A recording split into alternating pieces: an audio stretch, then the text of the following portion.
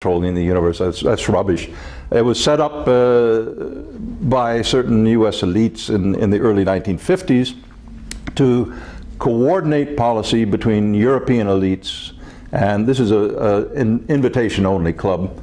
Each year some politicians are invited because they're useful to the next phase. But for example, in 1973, and I have the actual document, the confidential document from the Bilderberg meeting of May 1973 in Saltsjöbaden, Sweden. I talk about it in my book, Century of War. The oil shock of 1973-4 was actually discussed in the Bilderberg meeting 6 months before the Yom Kippur War, which triggered the Arab oil embargo, predictably, because they said they would do it if the U.S. continued to supply arms to Israel in a one-sided way. So it was a pre-programmed shock that trashed the industrial economy of the West, the United States included, but it created a dollar bonanza. It rescued the dollar from a free fall, and it created a dollar bonanza for Chase Manhattan, Citigroup, J.P. Morgan, and the other Wall Street gods of money banks. It also created a huge bonanza for Exxon, Mobil, the Seven Sisters oil companies, the British and American oil companies, and it gave them the loot to use to recycle those petrodollars from the high oil price and bring them in to create the next phase of crisis. The major mainline media in the West is if you want, it's embedded journalism, embedded in the machine of the Pentagon, the State Department, the UK Foreign Office, and NATO. And their job is to spread lies and propaganda so that ordinary people are in a delusional world about what's going on around them, even though they, in their gut, they know that something drastically is wrong. So, for example, the crisis of the euro, well, it has nothing to do with what's said about the Greek economy. The Greek economy is a tiny economy compared with the rest of Euroland. It's financial warfare. The financial warfare was launched at a time the dollar was facing free fall because of the huge take-on of new treasury debt to bail out the banks of Wall Street. And just at that moment, lo and behold, it was discovered that Greece had cheated on its debt back in 2002 to qualify for entry into the euro. And guess who helped them to cheat? Well, none other than Goldman Sachs and J.P. Morgan Chase. So the Wall Street criminal banks that are behind this crisis, who never seem to end up in court or in jail, which is the least that they are worthy of for what they've done, they're the ones who are orchestrating this as an all-out financial warfare on the one potential rival as a reserve currency to the dollar, and that is the euro on the horizon at the moment. So this thing is playing out. At first, the European governments were naive. They don't understand modern financial markets in the way that London and New York traders understand them. And I think they still don't understand them. They look at it very formally, especially in Germany where I live. But it's warfare. It's warfare, and at this point, as I say in my speeches all across Europe and in Russia and China, wherever I'm invited, in Turkey, is the European elites are schizophrenic. They have two choices. One is to continue the Atlantic relationship with the United States and a sinking Titanic, or they can begin building deeper bridges to the east, to Russia, to China, the countries of Eurasia, and through that build their way out of this paper money crisis with a real economy, real economic growth.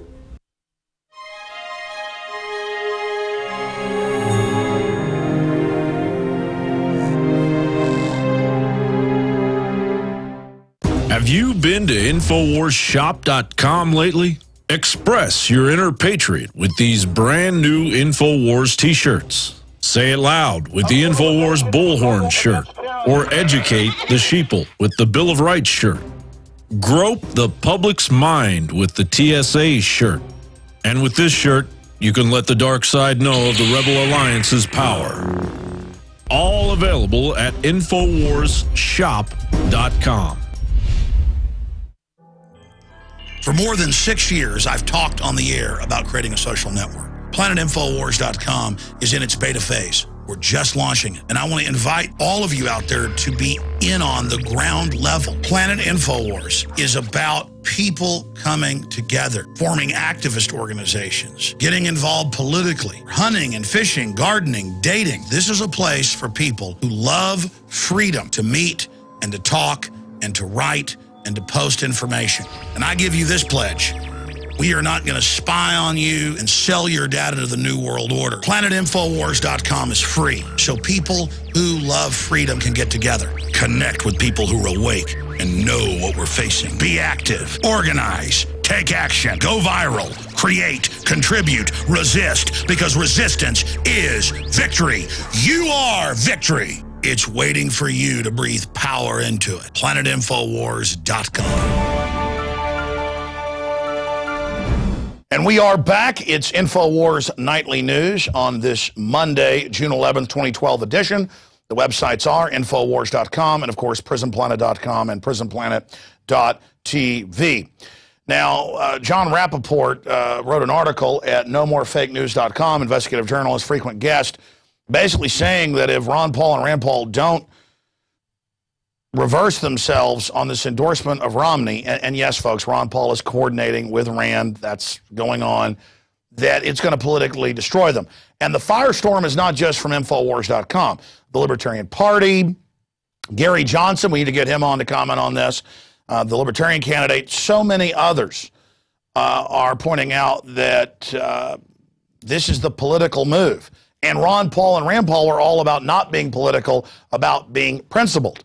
Even if you didn't agree with everything they were doing, this idea of going along with the system and compromising was something that was anathema to them. Well, now we've seen a big reversal, and the Libertarian Party points out Rand voted for sanctions, which his dad has said, and the Constitution states, is an act of war against Iran, a major escalation. He started doing a bunch of other stuff. So he started drifting about 4 or 5 months ago, but accelerating his drift, I guess, to get himself in line to be VP or 4 years from now to run as a Republican.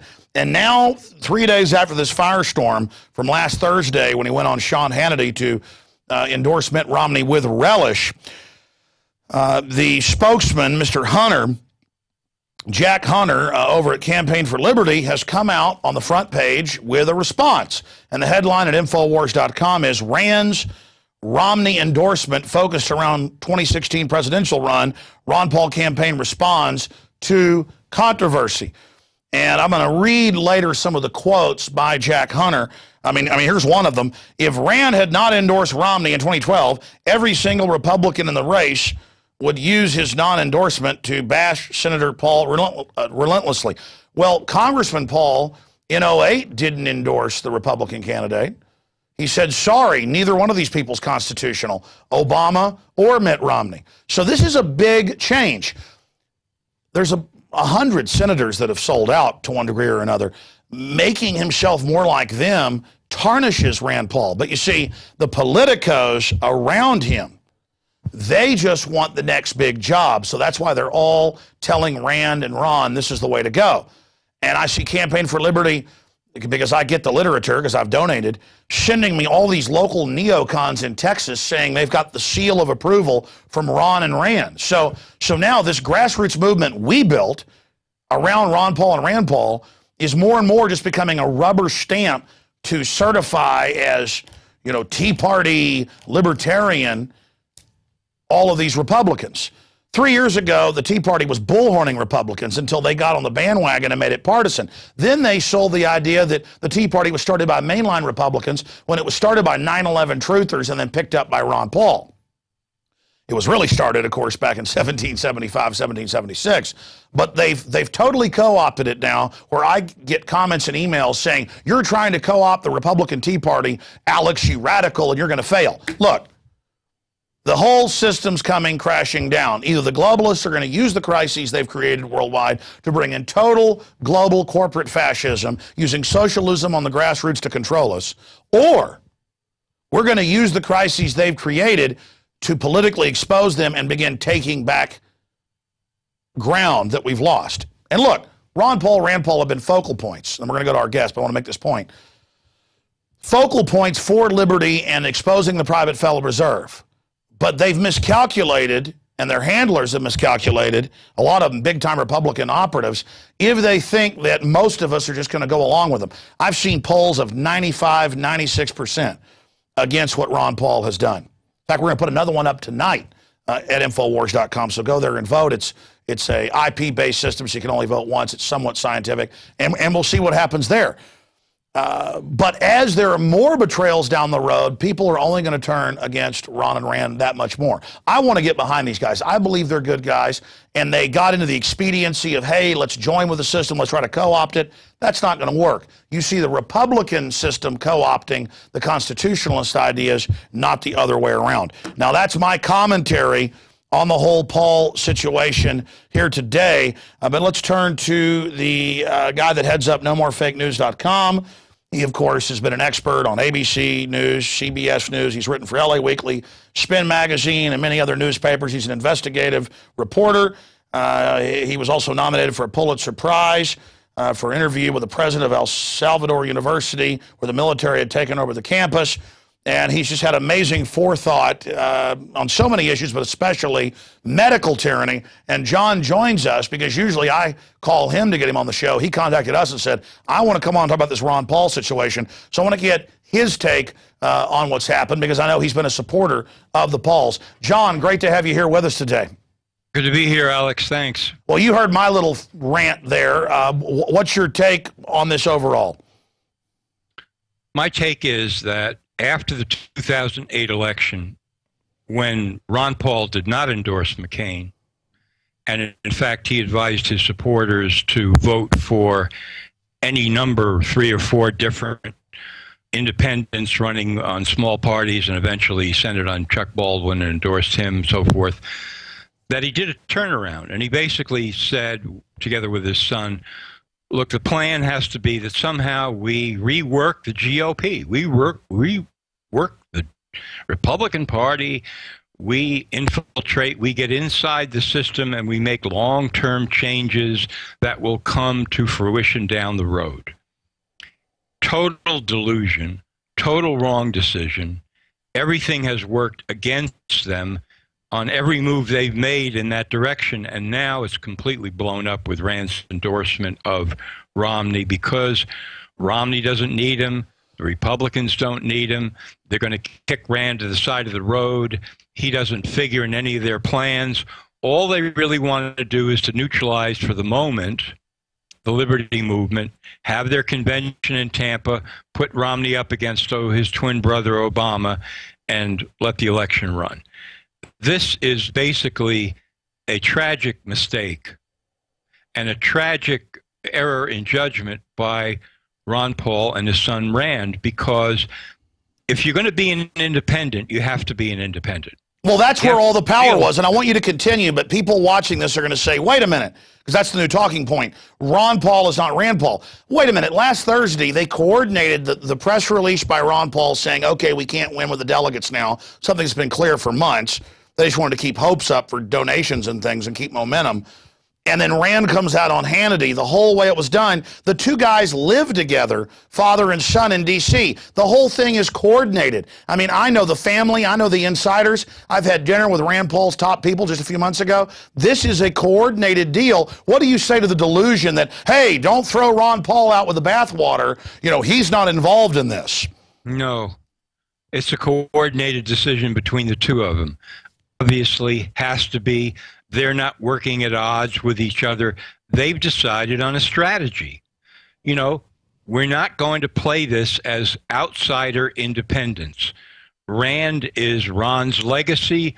He's supposed to move forward with these ideas of Ron and somehow, you know, implement them within the system, within the Republican Party, which is a total loser of a strategy and a delusion, because the Republican Party, like the Democratic Party, sold out long ago to globalism. That's the basic unspoken doctrine of both political parties, and that's the way it's going to be. And that's something that everybody has to face up to. I mean, the Liberty Movement is far